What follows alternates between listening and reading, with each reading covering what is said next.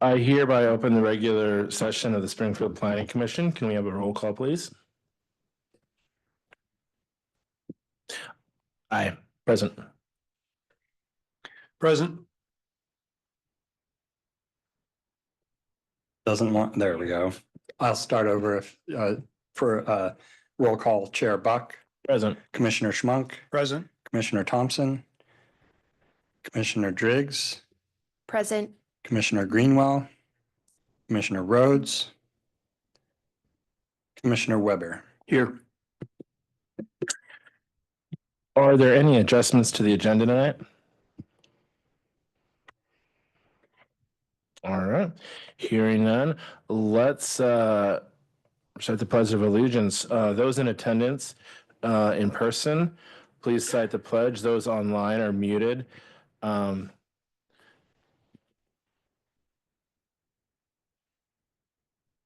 pledge allegiance to the flag of the United States of America, to the republic for which it stands, one nation, under God, indivisible, with liberty and justice for all.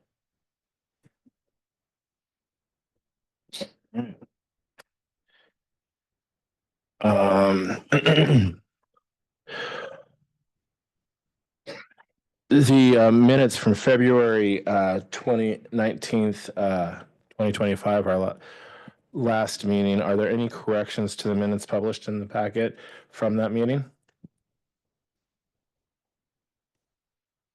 Okay, hearing none, then if there's no corrections, the February 19th, 2025 minutes are approved. And now we are on to business from the audience. Since there's quite a few of you here, I'll go ahead and read our instructions. We will now take business from the audience. This is the time in our agenda for the public to provide testimony on any topic relevant to the Planning Commission, not otherwise on our agenda tonight. Later in our meeting, there will be a public hearing with an opportunity to address the Planning Commission on the specific topics of the proposed floodplain PICM code amendments. If there's, Sarah, do we have anybody online? We have people online. Yes. Excellent. For those of you online or in the audience, if you'd like to speak, please use the raised hand feature on Zoom or press 9 if joining by phone. If you're here in person, please fill out a request to speak card and present it to the Planning Commission assistant. When called upon to speak, please state your name and mailing address, and please keep your comments to 3 minutes or less. Do we have anybody in person who's filled out a card for business from the audience? No, we have not. Excellent. Are there anybody online who is raising their hand wishing to speak in this portion? No, we do not have. Okay. Well, with that, we will. We do have somebody. It's Ms. Doyle. No, or has she taken her hand down again? Counselor Doyle, do you want to speak at business for the audience? I saw your hand was up for a moment. No, she's not raised her hand again. We do not have anybody wishing to comment. All right. Well, she's welcome to chime in if she has further comment, as always. We're glad she's with us. I'd like to call the agenda item floodplain PICM code amendments. Good evening, commissioners. My name is Haley Campbell. I'm the senior planner for this code amendment project. I'm going to have Sarah start the presentation. But while I'm doing that, I just wanted to introduce other members of staff who are here tonight to help me answer some of these questions for this project. To my right, so we have Jeremy Shearer. He's our floodplain administrator. We also have Mark Rust. He's our current planning manager, and Christina Kraz, also representing the city attorney's office. We usually have the Planning Commission declare any potential conflicts of interest or actual conflicts if they have them. I also have a brief explanation of the legislative hearing process. This is a legislative public hearing, which means that it is not subject to the quasi-judicial procedures you usually follow in specific development applications. You'll hear from members of the public who may be in favor of all or some or none of the proposed amendments. We're not we don't require people to identify a formal position when they testify. There are no rules regarding ex parte contacts, so that you don't need to make any declarations of information you have that's outside the record. But I do recommend that if you have information that's relevant to the public hearing, it's a good idea to provide that information to your fellow planning commissioners, just so you have the same, a common understanding of the facts, but it's not a legal requirement. And so with that, if you want to make any declarations of actual potential conflicts, for example, if you own property in the floodplain, that could give rise to a actual or potential conflict depending on your plans for your property. Yes, can we have a roll call to declare any thing we need to? Yes, Chair Buck. No actual conflicts of interest or bias. I am practicing insurance agent in the area, so that is potential impact here, as well as a homeowner in Springfield. Commissioner Schmunk. No bias or conflicts of interest. Do you want to interrupt? As bias doesn't apply to legislative code amendments, so you don't need to worry about declaring biases. You're allowed to have actually allowed to have preconceived ideas about whether these code amendments are good or bad in a legislative process. Thank you. So we're just looking for conflicts or potential conflicts. Actual or potential. Thank you. Commissioner Thompson. And Commissioner Driggs. No actual or potential conflicts of interest. Thank you. Commissioner Greenwell. No conflicts of interest that I'm aware of. Thank you. Commissioner Rhodes. Absent. Commissioner Weber. No actual or potential conflicts. Thank you. All right, thank you for that. We'll now turn it over to Haley Campbell for the staff presentation.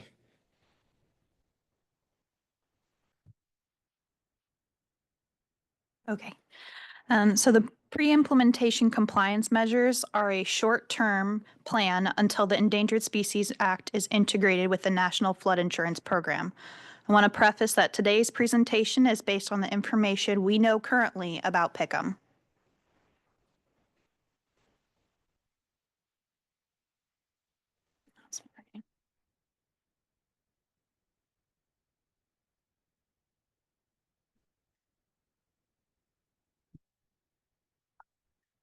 Sorry, technical difficulties. So as a result of a biological opinion issued by the National Marine Fisheries Service, the Federal Emergency Management Agency, or FEMA, requires the city to adopt short-term rules, aka pre-implementation compliance measures, or PICM, in the floodplain overlay district to comply with the Endangered Species Act. FEMA describes these short-term actions as pre-implementation because they are occurring before FEMA fully implements long-term changes to the National Flood Insurance Program, or NFIP, to comply with the Endangered Species Act.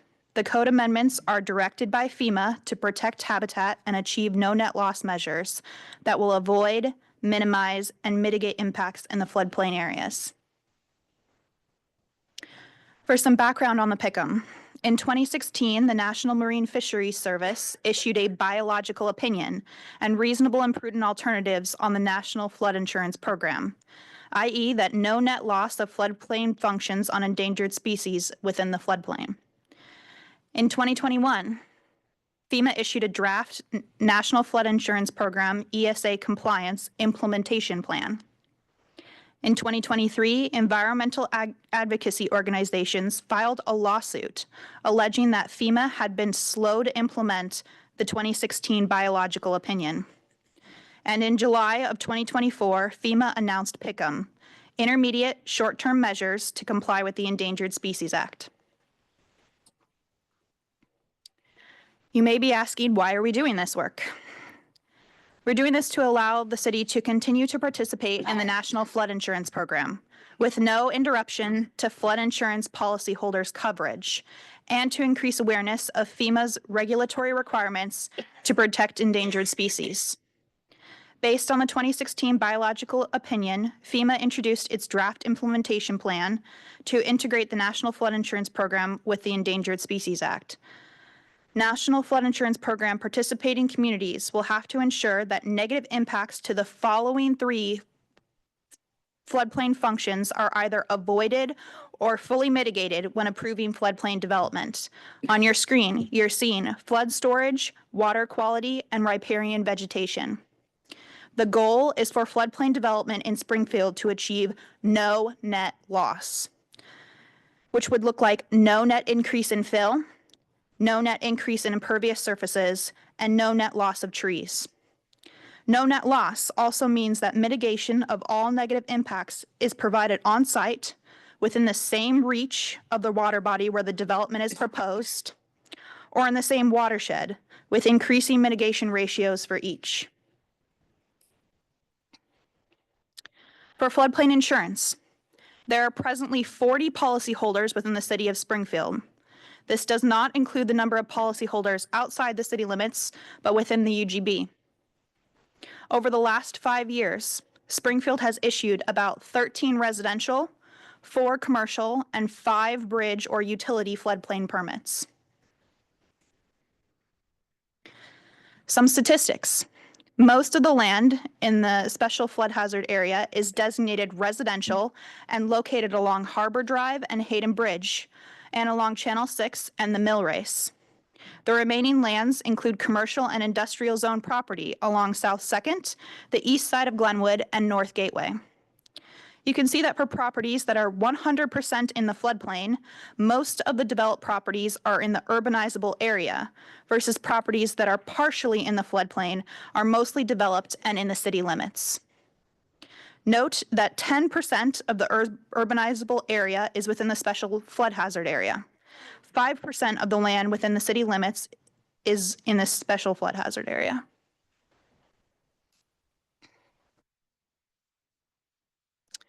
There are several terms used to describe the area as abutting a water body.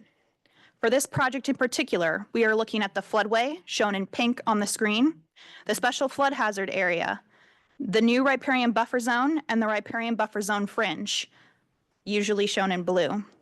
The floodway is the portion of the channel of a river or other watercourse and the adjacent land areas that must be reserved in order to discharge the base flood without cumulatively increasing the water surface elevation more than a designated height. The special flood hazard area refers to any property where there is at least a 1% chance of flooding in any given year. In addition, new rules identify a riparian buffer zone, or RBZ, as the area of primary focus for these code amendments. The RBZ extends 170 feet horizontally from the ordinary high water mark of a river, creek, or stream, whereas the RBZ fringe consists of everything beyond the RBZ and floodway, but still within the regulatory floodplain, as you're seeing in blue. The RBZ is not a fixed position. Therefore, defining where the RBZ and RBZ fringe requirements will apply will require some degree of technical assessment. So staff is working to identify procedures that will facilitate the implementation of these new rules.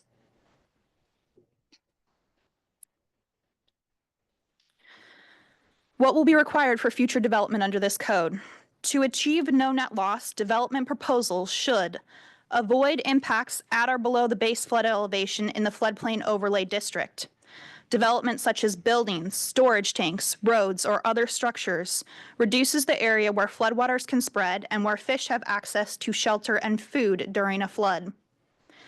Minimize or reduce the amount of new impervious surface in the floodplain overlay district by expanding structures vertically instead of horizontally, including green infrastructure or stormwater treatment facilities within parking lots. This would look like a swale, a rain garden, or pervious pavement.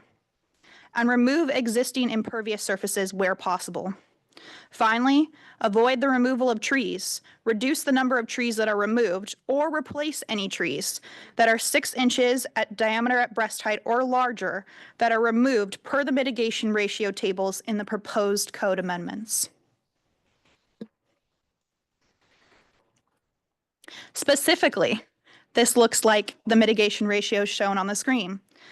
To balance cut and fill or the existing flood storage capacity on an undeveloped site and protect the survival of ESA-listed fish species, any prospective net reduction in undeveloped space must be mitigated at a ratio of 2:1 within the RBZ, or 1 to 1.5 in the RBZ fringe, instead of 1:1. The proposed amendments include a new requirement to balance any proposed increase in impervious surface with an equal amount of new pervious surface within the floodplain. Where it is not possible or practical to avoid a net increase in impervious surface, the new rules allow for the use of green infrastructure and low-impact development methods. Again, this could look like a rain garden, a swale, even a vegetated roof for effective infiltration of stormwater. And where development involves the removal of trees within the floodplain, the new rules require an escalating ratio of replanting based on the diameter at breast height within the riparian buffer zone. For trees between 6 inches and 20 inches, the replanting ratio is 3:1. It rises to 5:1 and then 6:1. Within the RBZ fringe, the replanting ratios drop slightly. They start at 2:1, go to 4:1, and 5:1, respectively. Again, if these standards cannot be met, the proposed amendments allow an allowance for off-site mitigation, either within the same reach of the flooding water body or a different reach, but same watershed. Are there any standards that are exempt? Yes. As you can see on the screen, there are several standards that are exempt from the no net loss standards.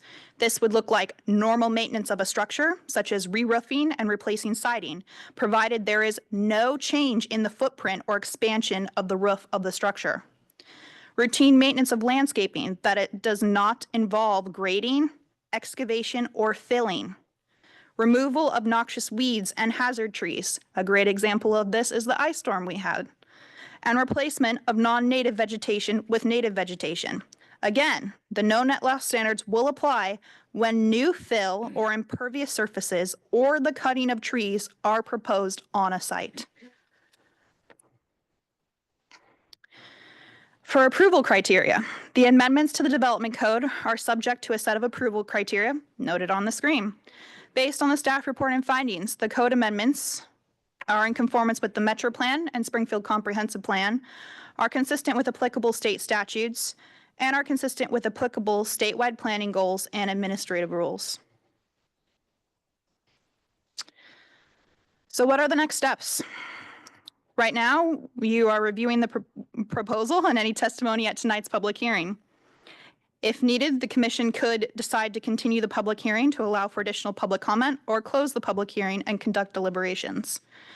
The Planning Commission will then forward a recommendation to the Springfield City Council and Board of County Commissioners, who must co-adopt the amendments. On May 19th, we will host a joint public hearing with Council and the Board of Commissioners. They will adopt the amendments in June and July, respectively. Finally, FEMA plans to finalize and implement this plan by 2027. We received a number of public comments for tonight's public hearing. Those that were received after your packet was issued to you are up and available on Springfield Oregon Speaks. I'd just like to address a few of them tonight. I will address them, Jeremy will address them, and Christina will address them. As far as changes at the federal level between the PICM adoption and the final implementation plan, the city must still be demonstrating to FEMA that we are acting to comply with these measures in the interim. That's before adoption. We must demonstrate that we are acting to comply. Comments asked staff to address the buildable lands inventory and more thoroughly address statewide planning goals 2, 9, and 10. There were arguments made that the cost to mitigate is too expensive. A habitat assessment would be required for the permit by permit approach. The applicant would need to hire a qualified professional to demonstrate no net loss. Staff asked a wildlife biologist for a cost estimate of a habitat assessment, which will be addressed on the next slide. Council passed a resolution to move ahead with only the model ordinance and not the permit approach. The Planning Commission may recommend a hybrid approach. Jeremy Shearer will next address the LOMAR or Loma comment on the screen, and Christina Kraz will address the legal concerns. So when we look at the floodplain overlay, it does not show particulars in such that when a home or a particular area is excluded out of the floodplain area. So in other words, a private landowner could appeal to FEMA and say that, hey, this my house is not in the floodplain, and they would receive a letter of map amendment. So with the way our the way that it's shown, you would not detect that. We would not know that that particular home was out of there.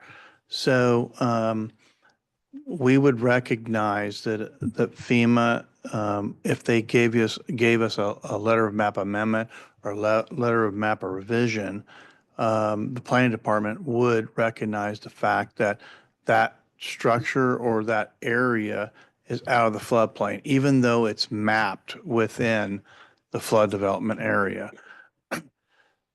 If that was the case, then that they would not be subject to floodplain regulations. So what I'm trying to say, so when somebody comes in to apply for a floodplain development permit, we would accept the fact that FEMA has excluded their property or a part of their property or their home as being outside the floodplain, and they would not be subject to the floodplain regulations. They would not be subject to these regulations that we're looking at tonight as well. So I want to make that clear. I think there's a lot of confusion. I've gotten actually, I got a letter stating that this particular landowner was not inside the floodplain, and that is true.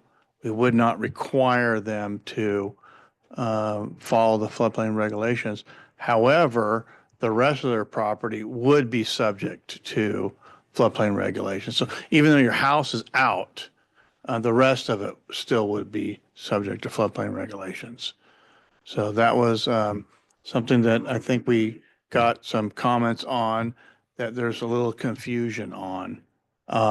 We are working to make that more clear on our GIS platform to show, to coordinate with FEMA about what's in and what's not in, so that the public can go to our website or go to a GIS website and see that they're, whether or not they're in or out. So I think that's all I have to say on that.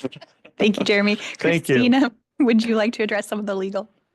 Yeah, so a number of legal issues are discussed in the staff report and raised in public comments you've received in writing, and I expect you'll hear more on these topics in the testimony that you'll hear in a little bit. One of the first issues is related to Goal 10, but it's a little bit different than the buildable land impacts that Haley talked about. There's a law in Oregon that housing has to be allowed to proceed under a clear and objective pathway. So the standards and procedures that apply to housing, there has to be a clear and objective option available.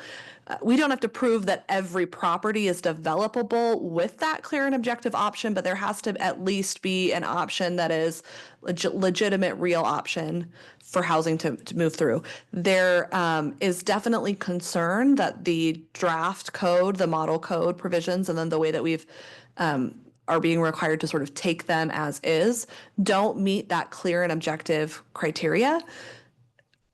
Determining whether something's clear and objective is ironically not always very clear and objective in Oregon law.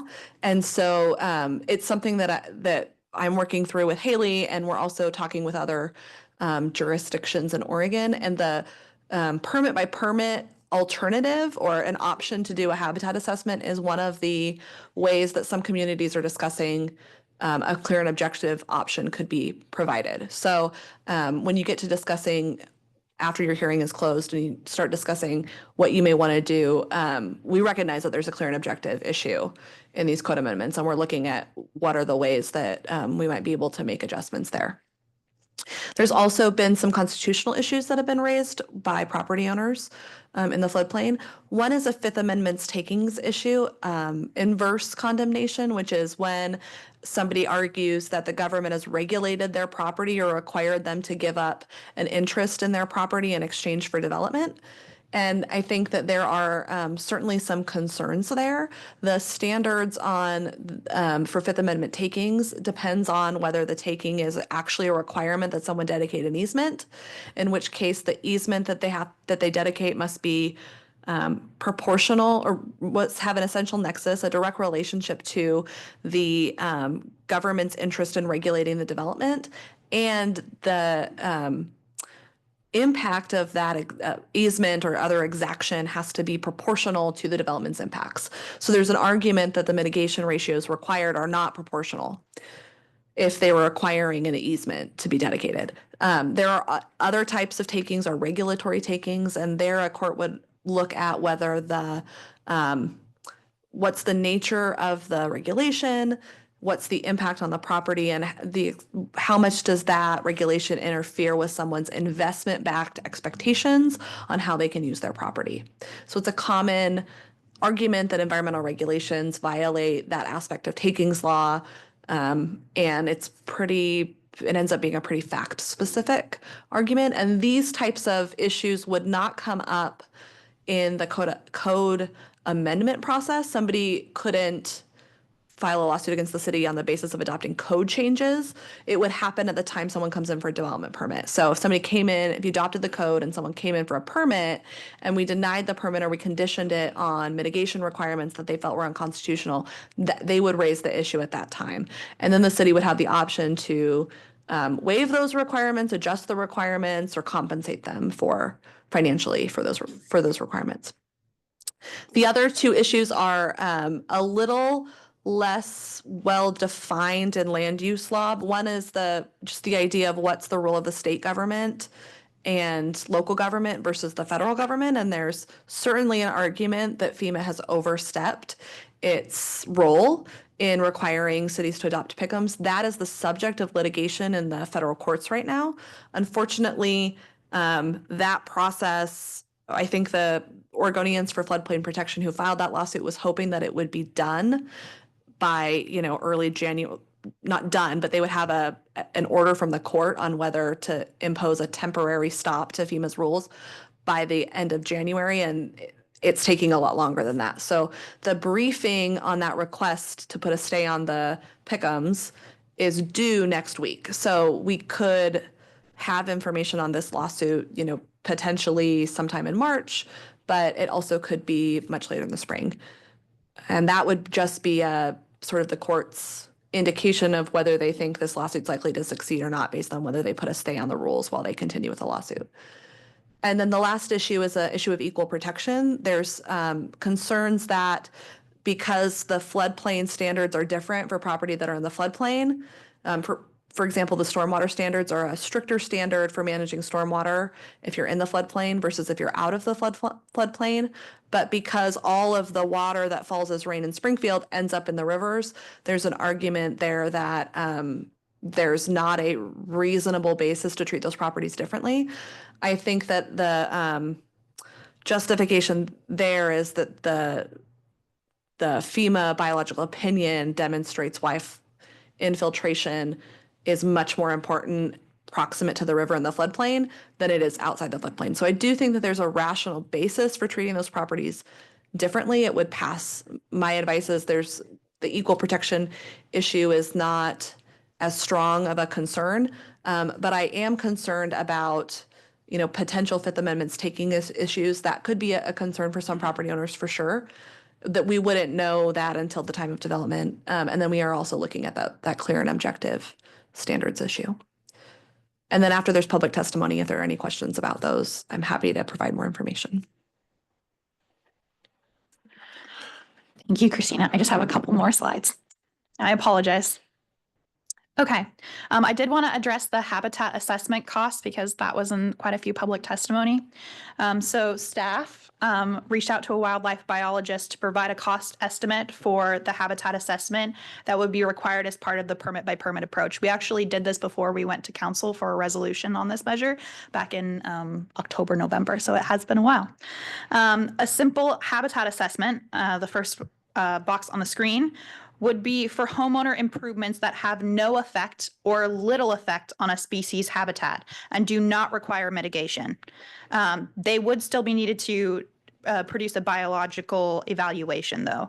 This cost estimate is between $12,000 to $15,000. So again, this is just say a property owner who had a house in the floodplain wanted to do a simple improvement under the permit by permit approach, they would still have to pay some money for that biological evaluation. A moderate habitat assessment would be for projects with smaller development footprints. The difference is that mitigation is required in this instance. There are additional costs associated with the preparation of the mitigation plan. This assumes that the mitigation is conducted on site. The cost estimate is $30,000.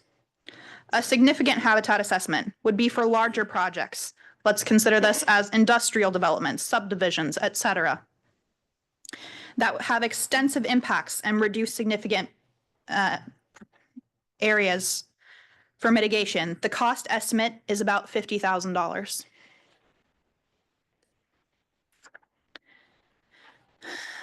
There are some corrections to the legislative code amendments in attachment 2. Staff found 3 errors in some of the references to sections that changed and will amend these references prior to a recommendation going to City Council. They're shown highlighted on the screen. The reference on page 29 to Springfield Development Code 3.3.450 D3 should say F3 for stormwater retention specifics. All of these sections are new sections that were added in the legislative code amendment. So if you're looking in your packet tonight, it should be the red on the last few pages. The reference again on page 29, Springfield Development Code 3.3450F should refer to the impervious surface standards in D, not the undeveloped space standards in C 1 through 2. And on page 32, under note 3 of table 3.3450, it should reference the riparian buffer zone standards in H and not the activities exempt from the no net loss standards in G. And now I'm going to open it up to questions. Chair. Yeah.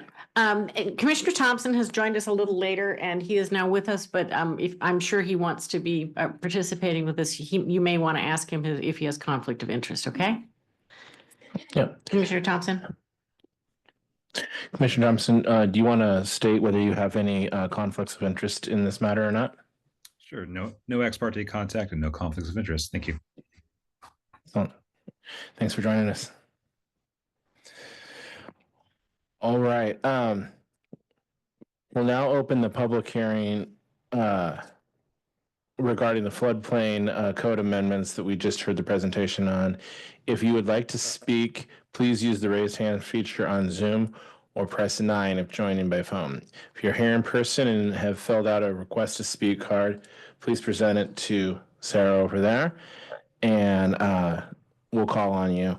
When called upon to speak, please state your name, mailing address, and keep your comments to 3 minutes. Sarah, are there any members of the public who filled out cards? Yes, we have members of the public. Can I have Mike Reeder come up, please? Thank you. You can stay. I'm just going to. Oh, yeah, absolutely.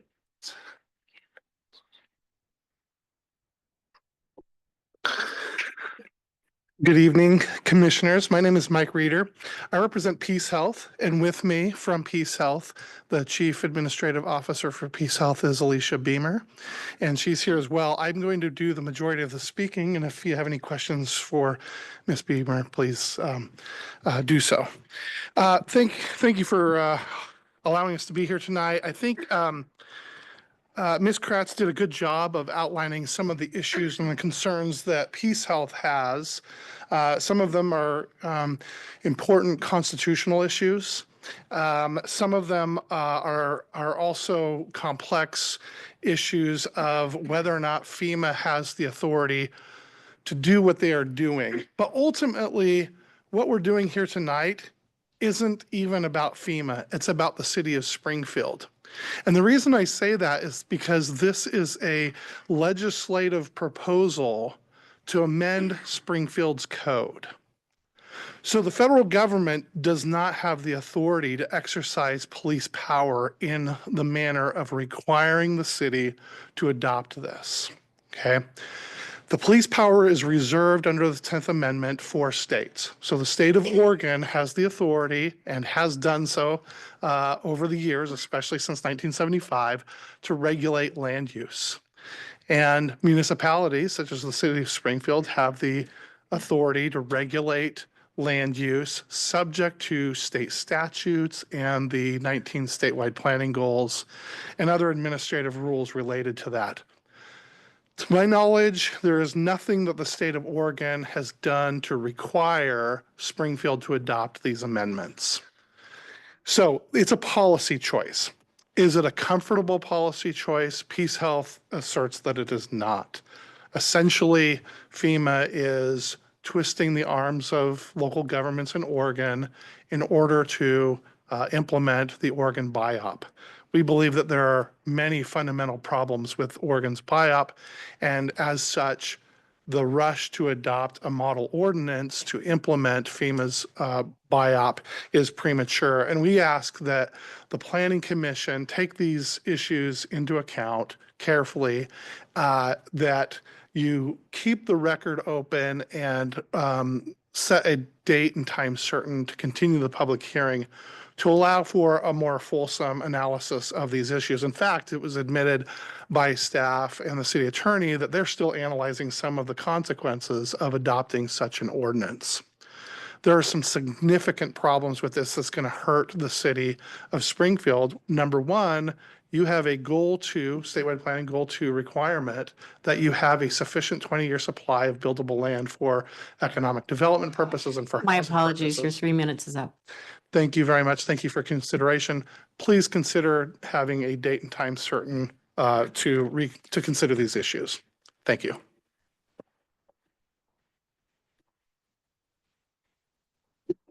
And Chair, all of the requests to comment are negative against, so I just wanted to mention that. It's So- not relevant for, Oh, you don't need to that's call not- that. No, it's not Okay. relevant for legislative hearings. Okay.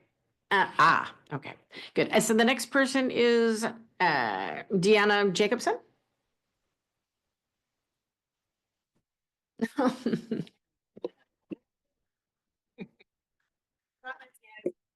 Either way, we'd love to hear from you.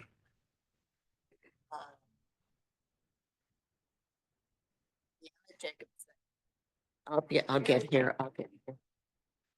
Deanna Jacobson, 4579 Jasper Road. We're in the urban growth boundary. We received this paperwork and oh my.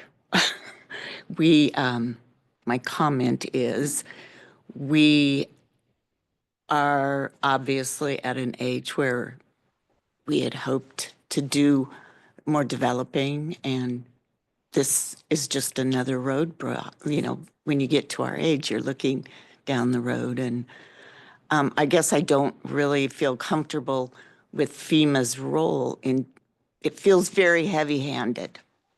Thank you. Thank you. Would Vonnie Mickelson please come up?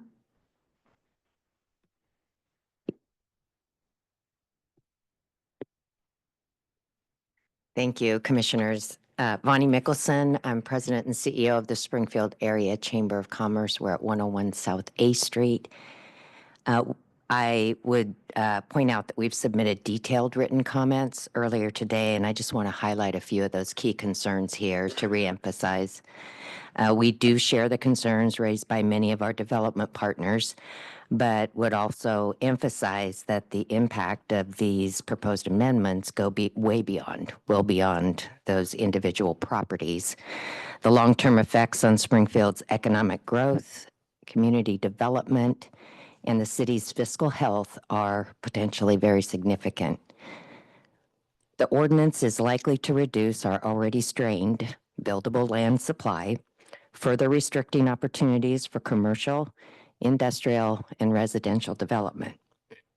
It adds new regulatory burdens without a clear mechanism for cost recovery, leaving local jurisdictions, beginning with Springfield, but also across Oregon. We share these concerns with communities across Oregon, local jurisdictions and businesses to absorb the financial impact of compliance costs. These financial pressures will stall investment in key areas like North Gateway, slowing job creation and limiting tax base growth. There's also concern that these changes could put Springfield out of alignment with state land use requirements. The Chamber urges the Commission to delay adoption to allow for a more thorough review of these concerns and several really solid alternative solutions in a desperate situation that you received in public comment already and perhaps tonight. We also encourage revisiting your outreach efforts. The city has made some effort to reach out to our governor's office as well as our federal delegation. I don't know that there's been a response from that, but I know there are a lot of significant administrative changes going up at the federal level under the Congressional Review Act. So something to be aware of. And above all, I think it's important, I would stress again that we remain committed to working with the city, development partners, and policymakers so that we can find solutions that balance these regulatory compliance requirements and also maintain Springfield's long-term economic and community development interests. Thank you very much for the time to present our comments this evening. Okay, could Paul Dixon please come forward?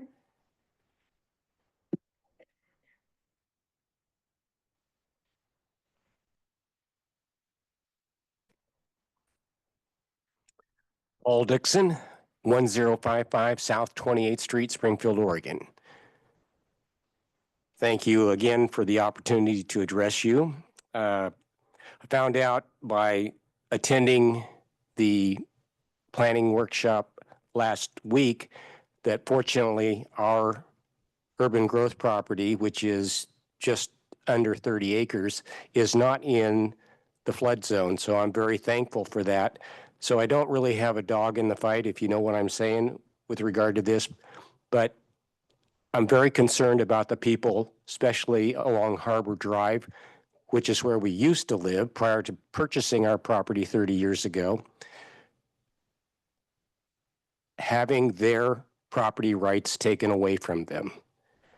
Most of the properties along Harbor Drive does not have more than 170-foot setback from the Willamette River. And I want to also say at this point that I was really amazed that something as significant as the 170-foot setback, the setback right now is 50 feet. When we bought our property 30 years ago, it was 25 feet.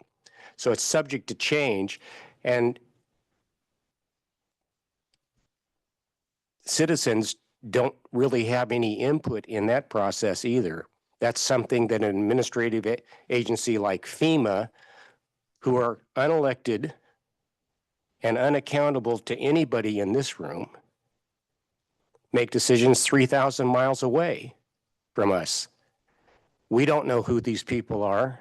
We don't know what their credentials are for making the decisions that they make. We hope they're good motivations, but we don't have any proof of that other than the fact that when we see new regulations coming down the pipeline toward us, it always seems to be in their favor. The ball always seems to be moving in their direction. The 5th and the 14th Amendments to the Constitution and also the Oregon Constitution guarantee the right to private property. Also guaranteed the right that if government wants to take either value or physical possession of that property, that the private property owner has to be reimbursed for that. We've already seen in one of the slides that staff presented that at a very minimum, there's at least going to be a $10,000 cost per property just to get some kind of professional feedback. My on what- apologies, your 3 minutes are up. What was that? Yeah. Oh, But okay. thank you for your comments, though. Thank you. And Mr. Evans, I believe.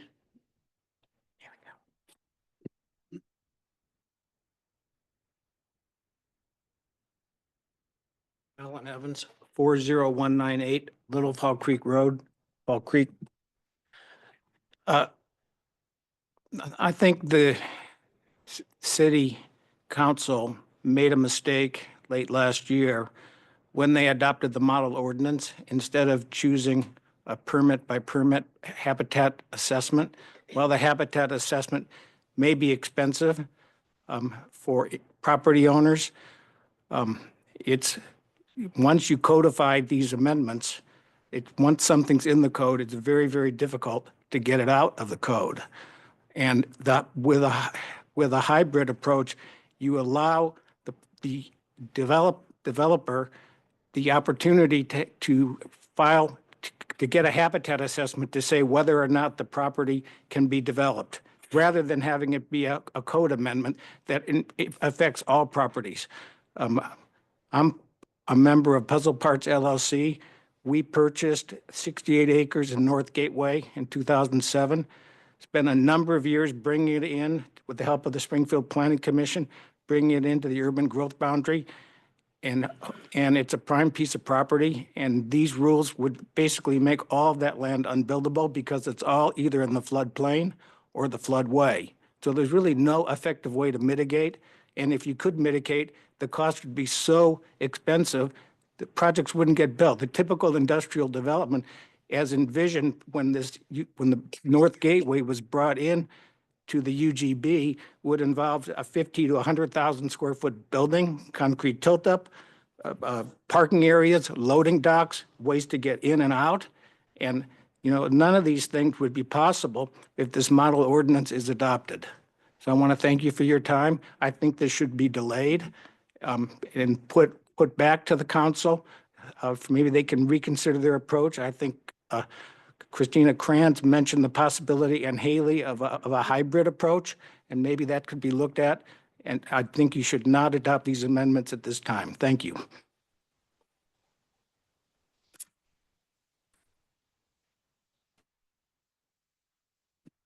I don't have cards for anyone else. Is there anyone else that would like to have a public comment? If you would like to, and you're in the audience right now, please fill out on a card and give it to me, and you can comment. Chair, I don't see anybody coming. Now I'm going to look at the online presence. If anybody's interested in a public comment who's online, please raise your hand.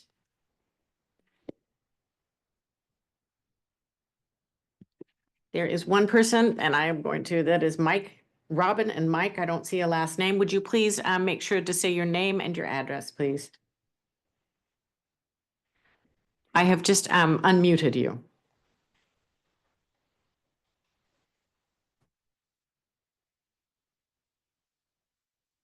Hello?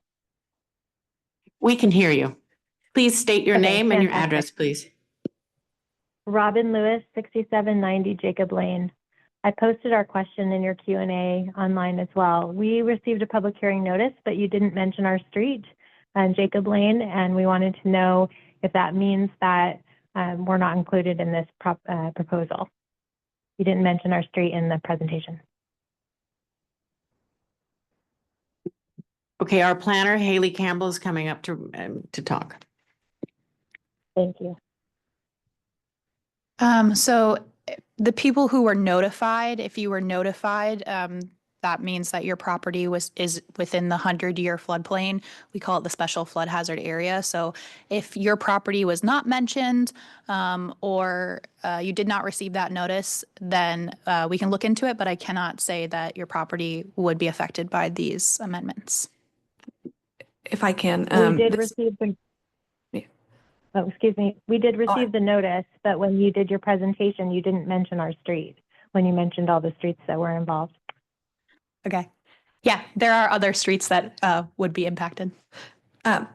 This property is in the Levi Landing subdivision, and that may be one of the properties that had a LOMAR completed that's not reflected in the mapping. So my recommendation would be to reach out to the city planning counter if you have specific questions about your property and whether there's a letter of map revision that raised that property out of the floodplain or whether that property is still in the floodplain.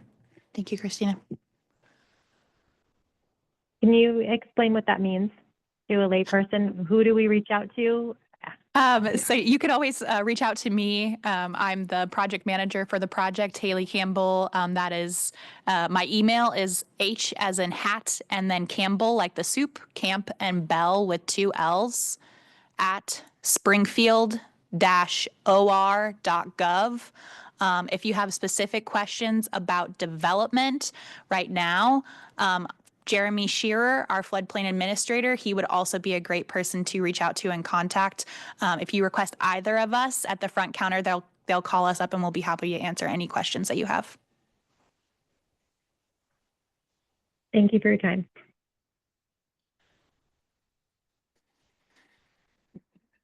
Okay, is there anyone else online that would like to make a public comment? And please, if you do, please raise your hand.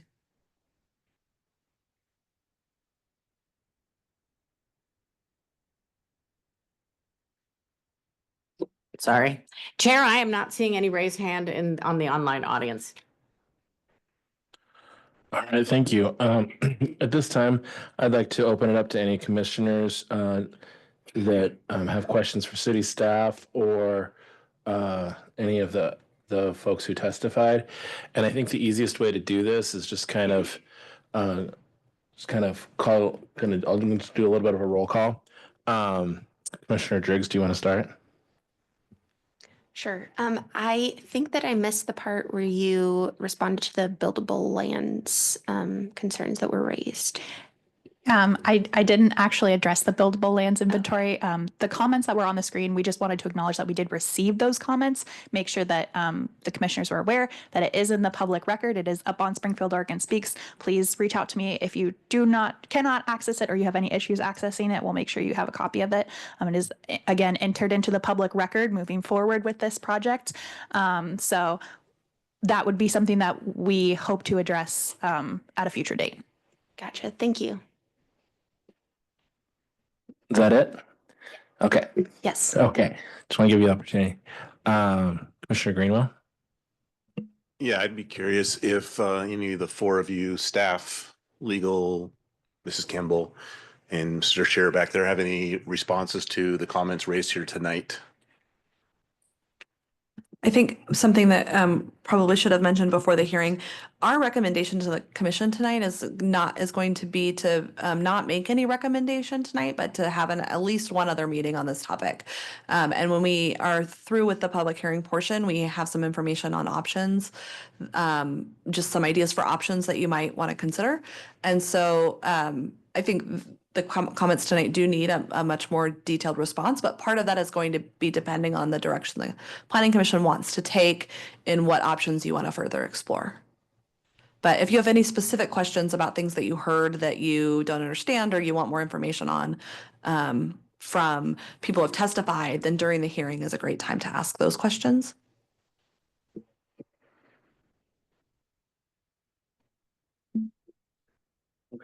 Thank you, Commissioner Greenwell. Commissioner Weber? My turn. So am I correct in what Mr. Reeder said, that there is nothing that requires us to adopt this at this point in time?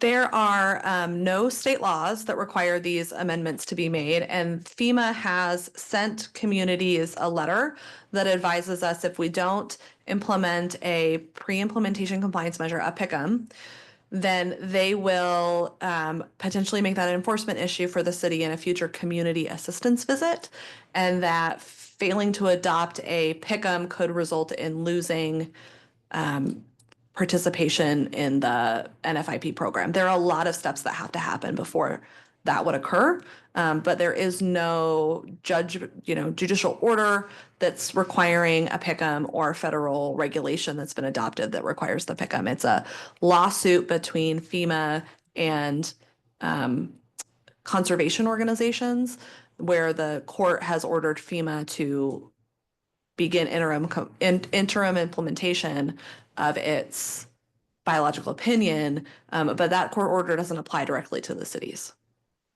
So to make a sort of summarize maybe a little bit better way, FEMA has obligations to do what it's doing, but those don't necessarily extend to the city, but there could be consequences to the city if we don't do what FEMA has asked.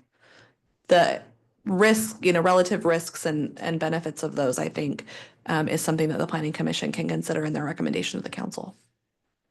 And if I may, I just wanted to piggyback that we do have a letter from FEMA to Governor Kotek, essentially saying what Christina has said here, but I'll just summarize it. FEMA has said, our compliance with the Endangered Species Act is contingent on timely implementation of the BIOP recommendations. FEMA must meet the deadlines for implementation that were represented to the court in a lawsuit filed by the Center for Biological Diversity against FEMA in the District Court for the District of Oregon, and they cannot be altered at this time. This was the response that FEMA gave to the governor.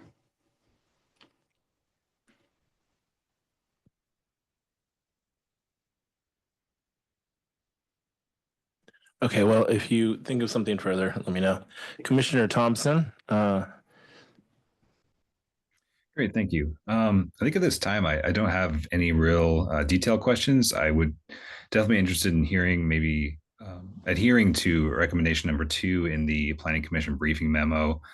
I guess I'd appreciate maybe some more possible recommendations for us to consider just to help us understand the impacts to the built environment and new proposed buildings in particular, and how it's going to impact the residential community. But no direct comments at this time. Or questions. Thank you. Thank you, Commissioner Thompson. Commissioner Weber? Christina, could this lawsuit that's pending out there, can you make any guess as to if that succeeds, how that would impact all of this? If there is they've asked for a preliminary injunction, which is a temporary order stopping FEMA from taking any further action against NFIP communities until the lawsuit resolves. I think there are strong legal arguments in favor of Oregonians for Floodplain Protection, which is the coalition of counties and cities that filed the lawsuit. But it will depend on what the judge's order is. There is a separate lawsuit with the same parties, except wasn't filed by Oregonians for Floodplain Protection, that's pending in Oregon right now, which is that lawsuit where FEMA has to take further action. The Oregonians for Floodplain Protection lawsuit was filed in the DC federal district. The parties, the conservation groups have moved to transfer the case to Oregon so that it can be heard by the same judge that is involved in the other lawsuit that's ongoing. And so the parties' legal filings on the motion to move it to Oregon and also the motion for preliminary injunction are both due to be submitted today by the end of the day and a week from today on those 2 separate issues. So I think if the preliminary injunction is ordered, then my recommendation to the council will be to pause the project and not move forward, given that there's a court, injunction involved. And the same would be the case if there was a permanent court decision that FEMA was not authorized to do what it's to put forward the requirements that it's putting forward. And I'm saying requirements, even though a rule hasn't been adopted. They are telling us they are going to require us to do this. So I'm trying to be. It's a confusing background context, but hopefully I'm not making it more confusing as I try to explain it. I think you're doing a great job. Sounds like it's FEMA's obligation that they're trying to make everybody else's. Commissioner Schmuck? So I got a number of questions, of course. I guess one related to public testimony. Cost recovery. Christina, could you, I guess, just share a little bit about what cost recovery might be? Is this from the taking of the property essentially, and then that would require a lawsuit? Do you remember which public comment raised that issue? Yeah, I believe Mr. Evans. I might have his name correctly. Call Mr. Evans up and ask him to clarify what he was asking for in terms of cost recovery. And then I could provide an explanation of how that might work procedurally. But you can absolutely call members of the audience back up to give you more information. Actually, Christina, I believe it was the Chamber of Commerce. Oh, it could be. Oh, well, thank you. Well, either one of whomever made that. Trying to make good notes. That was funny. Yeah. Okay, thank you. Appreciate it. Of course it was.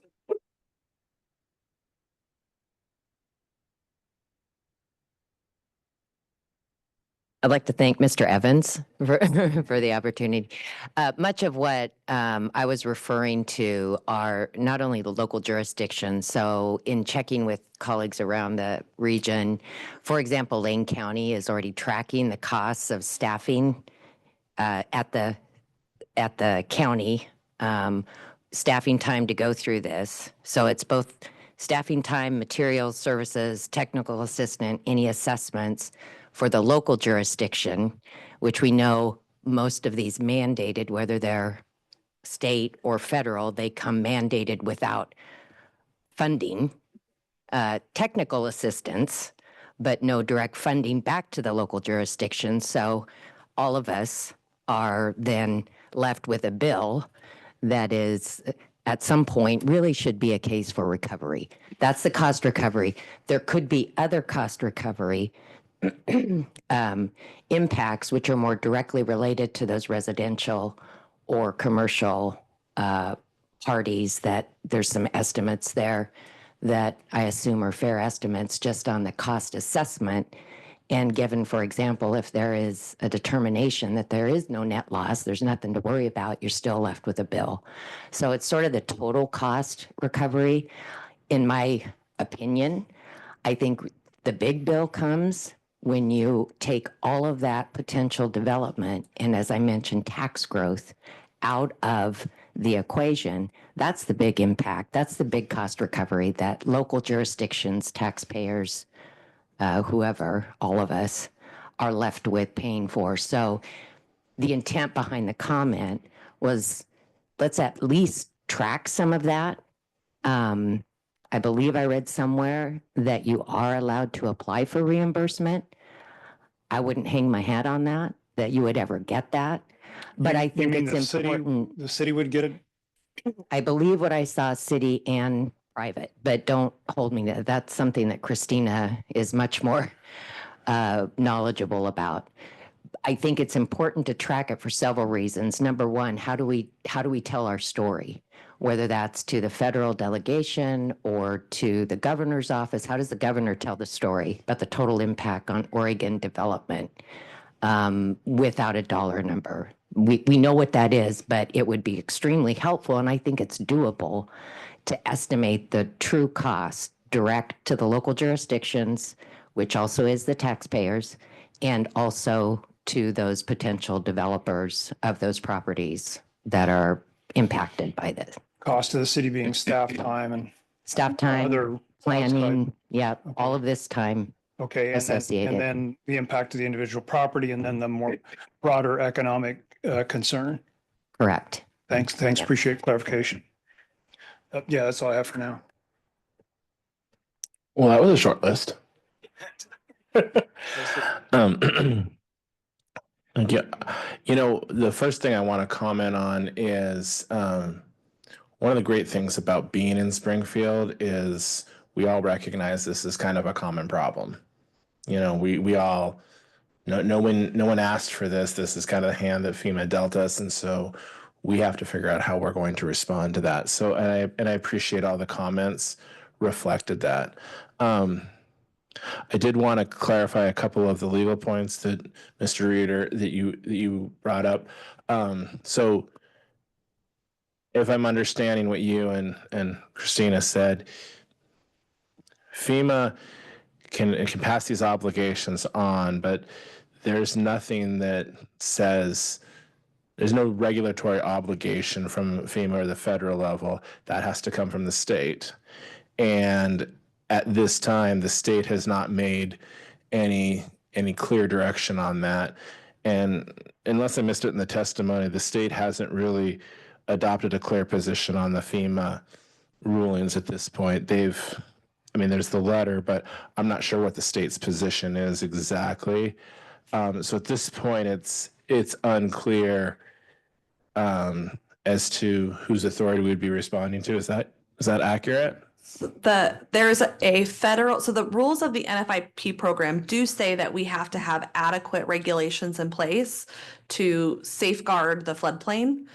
And so typically the way that works is that FEMA works with, in Oregon with DLCD, the Development and Land Conservation Department, or Department of Land Conservation Development, I guess flip that around, and LCDC, the Land Conservation and Development Commission, to promulgate a model ordinance that is deemed sort of sufficient to meet that obligation under the NFIP program. And that is so there is a regulation that says we have to have floodplain standards in place.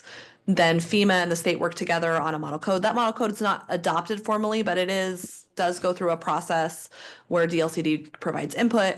This version of the model code has gone through a very abbreviated version of that. I don't believe or know how much DLCD has given specific feedback. There were versions of this document that existed years and years ago that DLCD did provide feedback on. I don't know how much of that feedback has been incorporated or this document's changed to respond to that. The way that it has typically worked is that if a city adopts the model code, then FEMA, you're just considered to be compliant with the NFIP obligation to have adequate regulations. If you don't adopt the model code, you typically make the case to, in this case, it's DLCD staff who do community assistance visits on behalf of FEMA. You make the case for why you are adequately protecting the floodplain and protecting development in the floodplain. So the concern here, the legal pathway would be, we don't adopt a PICM. We are required, FEMA's telling us you have to report to us this data. If we don't report it, or we report that we're not requiring mitigation, then FEMA could tell DLCD to initiate a community assistance visit with Springfield. DLCD does that. They find that we're out of compliance with what they would consider to be adequate regulations. They give us a notice that puts us on like a work plan, or puts us on probation. If we're placed on probation under the NFIP program, then there's specific impacts to policyholders. They pay an extra, I think it's $50 a year premium while we're on probation. We have a certain amount of time to get off probation by doing what FEMA wants us, or DLCD wants us to do. And then if we don't do those things, then it can end in suspension from the NFIP program, which means not only are properties not in Springfield not able to participate in the National Flood Insurance Program, but we also become ineligible for grant money that could be related to the floodplain. And for Springfield, for example, we have a very long levee at 42nd Street that we have been advocating for years for more federal dollars to study the structural integrity of that levee, replacement options, or other things. We would become ineligible for federal funding for that project, for example. So there would be impacts, if it got to that point. That is years away potentially. So that's worst case scenario. That would be the worst case scenario. But there's another direction this could be looked at. Would it be fair to say that that's definitely one way that it could go? Also looking at this, FEMA was slow to do anything. And so they were told, you need to do something now. So they did something, not necessarily what, you can interpret that how you want, but it's also possible that FEMA did something because they were told they had to and they were pushed to do that. And that doesn't necessarily mean that this is the direction FEMA is intending to go. They checked their box saying, we did something, here it is. And so it could go down a whole different direction versus enforcement, as opposed to, we did something, now let's go back and take another look at that. And there's going to be a whole nother pathway down that. Because to me, that, and maybe I'm, practicing law a little too much here, but it seems to me that FEMA responded because they were told they had to, so they did. But that doesn't necessarily mean this is the direction that they want to go with enforcement. And that question is yet to be answered. We'll see in the next how this unfolds as to where FEMA goes with this. But the direction that they started with may not be where they're ending up with. Is that fair to say? Yeah, they did tell us in a letter in correspondence to the city in late December or early January that the penalty for not complying with the PICMs would be a future community assistance visit, and that these enforcement mechanisms could be used. So that was information that FEMA stated in reference to the PICMs. I don't know what FEMA's desires or motivations are. I'm not, privy to what they're talking about with their legal counsel. But that is what they have told us. Now, the enforcement of the NFIP in Oregon is run through DLCD through an agreement with FEMA. There are not, as I understand it, specifically staff hired to implement the NFIP in Oregon by FEMA. I believe FEMA would have to hire new staff. They had to hire new staff in Puget Sound for their biological opinion process that they went through in the state of Washington about 10 years before we're going through this in Oregon. They had to hire 2 new staff members. So I think you can draw, some potential conclusions on how likely there is to be a lot of community assistance visits happening all at once. Starting next year, based on the fact that, DLCD has taken a no position really. I mean, an intentional no position, I think, on the model code or whether the PICMs are compliant with Oregon law or federal law. So the fact that this governor has asked FEMA to stop and, LCDC is appointed by the governor and part of the executive branch of the state of Oregon. So that's the current people that would be taking potential enforcement actions against the city. And then, I think there's definitely, you can consider that, the federal government hiring new staff to carry out the NFIP program in Oregon. ESA requirements is maybe unlikely right now. So that's not a advice to a legal certainty, but I think it's not outside this, realm of reality that No, but it's enforcement is maybe not as likely as it's also fair to say that there's not a lot of pressure on us to jump right now. We can take our time to see where this goes, because there'll be a number of steps that unfold before we recognize any negative consequences. Yeah, my recommendation is that the July 31st deadline FEMA has given us is definitely provides some measure of certainty to the city around the NFIP, but is the legal risks associated with not meeting that deadline are a lot lower than, not meeting a deadline the state provides, and it's one of its mandates. Thanks. So question about timeline. So if we were to extend the public hearing or leave the public hearing open, you're trying to take this to the city council at their next meeting? Yes, so we had to coordinate this adoption process with the county, right? There are properties that are in the floodplain, in the urbanizable area, in the urban growth boundary that would be impacted by these amendments. So they have to co-adopt these amendments with us. That means that our next public hearing, the first public hearing with the county and with the city of Springfield is on May 19th. But at the same time, the county needs to have their first reading. So the co-meeting for us on May 19th is our second reading.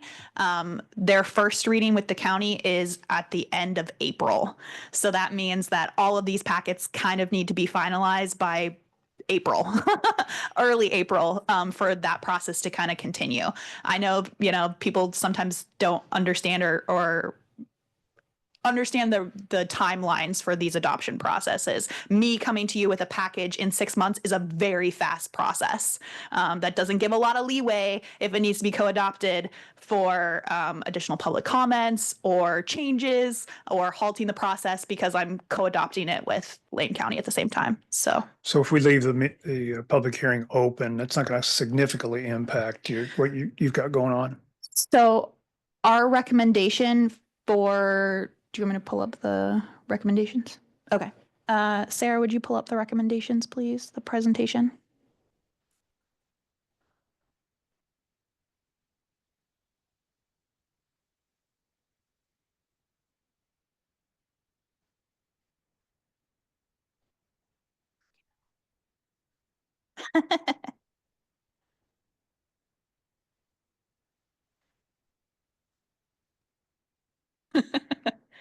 Sarah, would you see if you can just hit the next slide?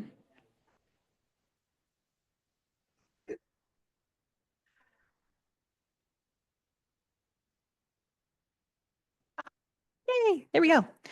So I'm gonna have Christina talk about the options tonight. So there is another, if this moves forward, if city council decides to move forward with this after getting your recommendation, there would be another public hearing before anything was adopted. So it's up to the planning commission whether you feel like you need more comments, you need to hear from the public in testimony in front of you. Our recommendation is that you can close the public hearing tonight, but give another 7 days for written comments to come to you. And then after that, the record does not close in a legislative matter until it's adopted. We just like to set a cutoff date for what the planning commission is going to look at before any comments after that date. Haley still gathers, they just go to the city council later. That helps you to have, to not be getting information on a continuous basis that you're trying to process while you're also making a recommendation. But if you feel like you need to hear from people, in testimony further, you could continue the hearing to a date certain. You also can have another can close the hearing, have a meeting to talk through one of these, next step options, and then decide that you want more information from the public again, and you could reopen the hearing. There's not as many obstacles procedurally or mailing wise to reopen a hearing that's been closed in a legislative matter than there is in a quasi judicial matter. So that's kind of the discussion on what our recommendation is for the hearing. And then if you want to talk through what the next steps could include before you decide whether you want to continue the hearing or close it, I'm happy to talk through those. But if you think that you want to just decide on the hearing and then move into next steps, we can do that too. Can we talk about the date that we've identified? Well, I talked to Sandy, right? The earliest we could come back to is April 1st. So that would be the most likely day, but depending on what options you want to look at, if it takes us more time to get a packet together, it could be later. So for the purpose of our discussion portion here, I just want to clarify, because at least what I'm thinking is, as you mentioned, some of the legal filings were due today and then next week. So there's definitely more information that we don't have currently to come.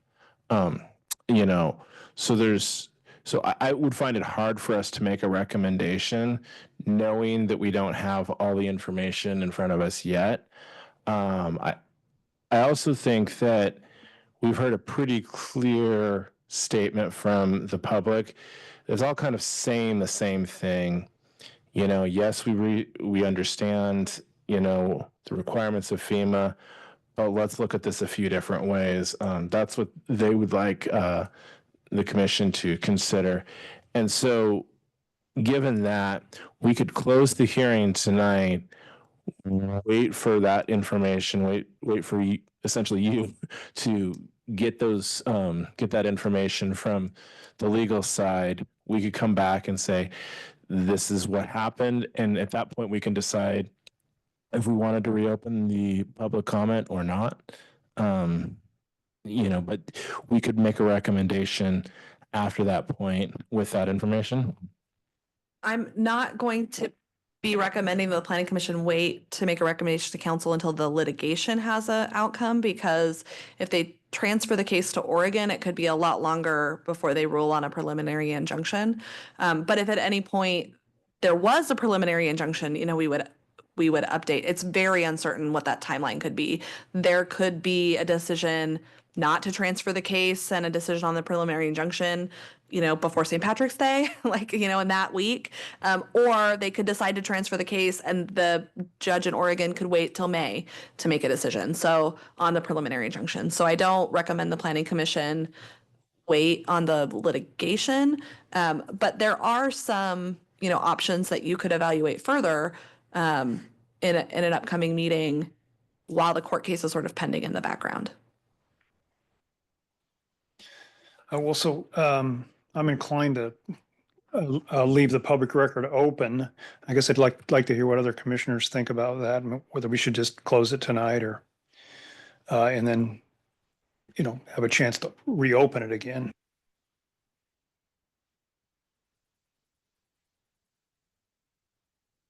Are there any commissioners, including Commissioner Thompson online, that want to weigh in on Commissioner Smoke's question?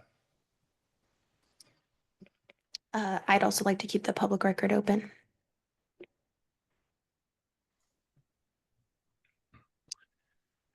Chair, Commissioner Thompson would like to, has raised his hand. Excellent. I was waiting for that. Just want to follow protocol. Yes, I support leaving the hearing open or for public comments. And if possible, I think it'd be interesting to hear if we could maybe walk through the bullet points there just to better understand, I guess, the direction I'm kind of going is what's the path of least resistance and least. Is there a possible way to mitigate the impact to the respective property owners who will be impacted by this? So I guess my initial questions are, is the first bullet point, a comprehensive adoption of the recommendations per the staff report? Is the second bullet point basically have the same impact as the first, but it's on a case-by-case basis, but it's basically the same impact's going to impact all the folks impacted equally at some point? And is the third option, is that an option that can be developed by staff for us to further consider alternate steps that, again, will mitigate impact? I guess I'd be curious if we could talk through those options.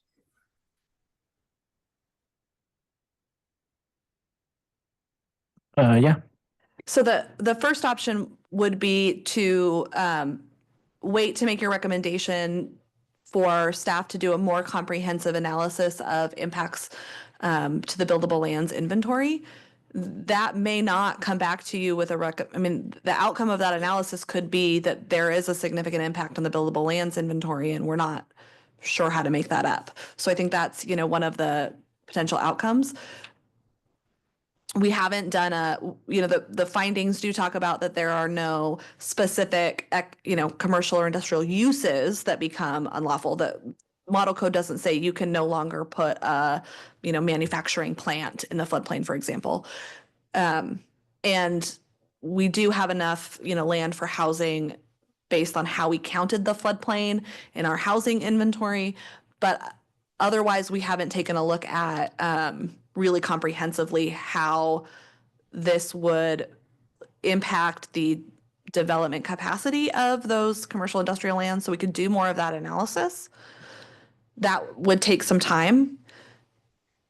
There's also an option that can be done simultaneously with the first option, which is to draft that permit by permit review alternative. So you would have a property owner could go through the model code or they could elect into a permit by permit review path. That was advocated by Mr. Evans in his comments this evening, and also may be helpful in some of those clear and objective issues that have been raised with housing. And then as an alternative to sort of one or both of those, the Planning Commission could also ask, well, what happens if we recommend the council not adopt any code changes and get more information about what the impacts to the city land use wise or otherwise could be if you recommended the council not adopt any code changes at this time. So we could bring you back more information on the NFIP enforcement process and what that could look like. We could bring you more information on the permanent implementation. What is FEMA envisioning for permanent implementation under the proposal? Because again, this is the preliminary pre-implementation compliance measures, and then there'll be a permanent implementation later. If you think knowing more about permanent implementation would be relevant to how you want to recommend the council address preliminary implementation, we could bring you more information on that. It's gonna, I think, depend on where the planning commission would like to go with this or what you feel like would be helpful. If you leave the hearing open, you have to continue it to a time and date certain, which means we have to set tonight the time and date for that hearing to continue. And that could be April 1st, but we may not be able to get all the information that the planning commission would like by that date. So that does carry a risk of bringing people back in to testify without still having complete information. Thank you. Checking with the other commissioners here, obviously I want you guys to weigh in as well. I'm inclined to be interested in some further information about those impacts and consider a motion of let's not adopt any code changes at this time, and knowing that we can always revisit that down the road. But if we adopt code now, and this process unfolds, and it could unfold a lot of different ways, now we've got a code that we've recommended adoption. And so I would very much be interested in exploring further what does not adopting the code look like, and the consequences of that. Because based on what we're hearing from the public testimony, and based on the questions that we're getting from the commission, I'm not so sure we're ready to make the recommendation for staff to adopt this. So I'm curious. I would be interested to see what some more information on recommending not adopting this looks like. And and that could just be, even if you don't have specifics, it could just be, these are the potential impacts. We don't know if they're going to be these things, but this is what it could look like. Do any other commissioners have any other comments before Commissioner Schmuck makes a motion? I'll just say I definitely think we should delay. I agree. I agree with that as well. Well, then we better have a motion. Great. First of all, I want to say I appreciate all the public comment. It's very helpful. Even if you felt uncomfortable, whatever, it's important for us to see from and hear from you. Thank you very much. So I'd like to move that we extend or keep open the public hearing until a future date, either April 1st or April 15th. So can we do it that way? Just Leave it open? continue it to April 1st, and if we're not ready, you could continue it further on that date as well. Okay. Okay, at that meeting. Okay, yes, till April 1st. Second. We've had a lot of discussion. Is there any further discussion on this topic? Hearing none, can we have a roll call, please? Yes, Commissioner Rhodes. Commissioner Driggs. Aye. Commissioner Thompson. Aye. Commissioner Schmunk. Aye. Commissioner Greenwell. Aye. Commissioner Weber. Aye. And Chair Buck. Aye. That's unanimous, correct? Yeah. Thank you. Mhm. All right. So we will now hear business from the Planning Commission. Are there any reports on council actions?